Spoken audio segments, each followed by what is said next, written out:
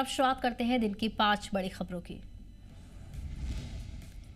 जम्मू के जल शक्ति डिपार्टमेंट का काम करने वाले पीएचई एम्प्लॉयज ने जबरदस्त एहतजाजी मुजाहिरा किया। इस मौके पर उन्होंने कहा कि पिछले 20 साल से डिपार्टमेंट में मुलाजिमीन का डीपीसी नहीं किया गया। वहीं मुलजिमीन ने कहा कि अगर जल्द डीपीसी नहीं हुई तो पूरे शहर का पानी बंद कर देंगे। पुंछ के काजीमोरा इलाके के लोगों ने नेशनल हाईवे के लिए जमीन लिए जाने को लेकर किए जाने वाले सर्वे पर तशवीश का इजहार किया। लोगों का कहना है कि अफसरान को सड़क तामीर से पहले सही ढंग से मार्क करना चाहिए ताकि किसी को नुकसान न हो। मकामी लोगों का इल्जाम है कि शुरुआती सर्वे में गड़बड़ी की गई, जिससे अब सड़क कभी ऊपर की तरफ तो कभी नीचे की तरफ बनाई जा रही है। उनका कहना है कि पहले सड़क के दोनों तरफ 40-40 फीट जमीन अलॉटमेंट के निशान लगाए गए थे, जिसके बाद जिन लोगों के पास 1 या 2 मरला जमीन बची थी उन्होंने उसी पर मकान बना लिए। अब दोबारा सर्वे में बदलाव होने से कई लोगों की जमीन और मकान खतरे में पड़ गए हैं, जिससे खासकर गरीब परिवारों को नुकसान हो रहा है। लोगों ने कहा कि मार्किंग एक अहम काम है, जिससे जमीन की सही सरहद तय होती है और तनाज़ुर से बचाव होता है, लेकिन यहाँ पर सही तरीके से अमल नहीं किया गया। लोगों ने इंतजामिया से मांग की है कि पहले सही और शफाफ तरीके से मार्किंग का काम पूरा किया जाए, उसके बाद ही सड़क तामीर का काम शुरू किया जाए। पुलवामा डिवीजन में जल जीवन मिशन के तहत शुरू की गई पीने के पानी की स्कीमों की रफ्तार पर सवाल खड़े हो रहे हैं। जल शक्ति डिपार्टमेंट पुलवामा के एग्जीक्यूटिव इंजीनियर के मुताबिक कुल 30 स्कीमों में से 24 स्कीमें अब तक मुकम्मल नहीं हो पाई हैं, जिसकी सबसे बड़ी वजह फंड्स की गैर मौजूदगी बताई जा रही है। डिपार्टमेंट पर इस वक्त करीब 25 करोड़ रुपए का बकाया है। इन अधूरी स्कीमों की वजह से पुलवामा जिले में करीब 5000 घराने अब भी ताज़ा और साफ पानी से महरूम हैं, जबकि जल जीवन मिशन का नारा है हर घर जल हर घर जल बेकार साबित हो रहा है।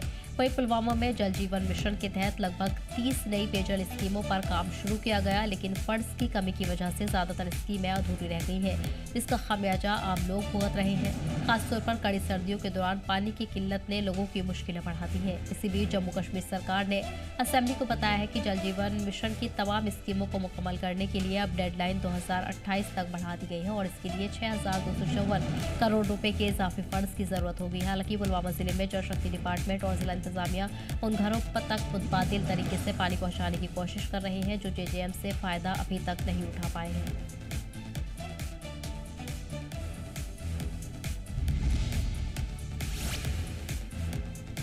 और वहीं बारामूला के जहनपुरा इलाके में कदीम दौर बौद्ध आबादी के अहम निशानात सामने आए हैं। ये कश्मीर में अब तक की सबसे बड़ी आसार कदीमा की खुदाई मानी जा रही है, जिससे माहिरीन एक ऐसी तारीखी खोज करार दे रहे हैं जो कश्मीर की कदीम तारीख को नए सिरे से समझने में मददगार साबित हो सकती है।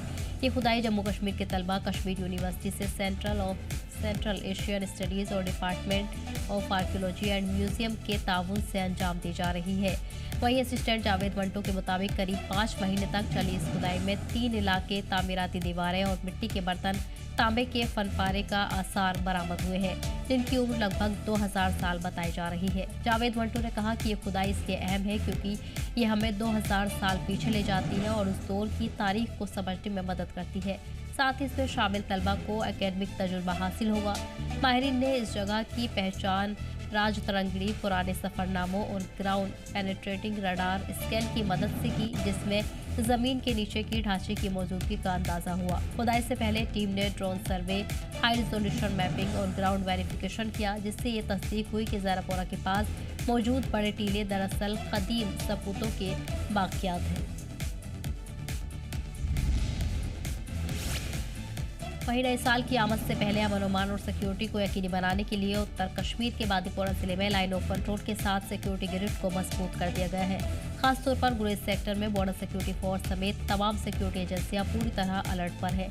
शदीद बर्फबारी, बर्फ से ढकी जमीन और माइनस टेम्परेचर के बावजूद बीएसएफ के जवान राउंड द क्लॉक निगरानी कर रहे हैं ताकि नए साल के दौरान सरहद की हिफाजत में कोई कोताही न हो।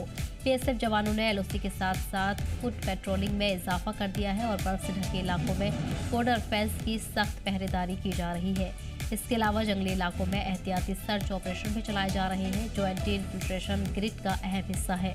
सिक्योरिटी एजेंसी को कहना है कि हालात पर लगातार नजर रखी जा रही है और गुरेज सेक्टर में एलओसी के साथ जवान पूरी तरह मुस्तैदी से काम कर रहे हैं।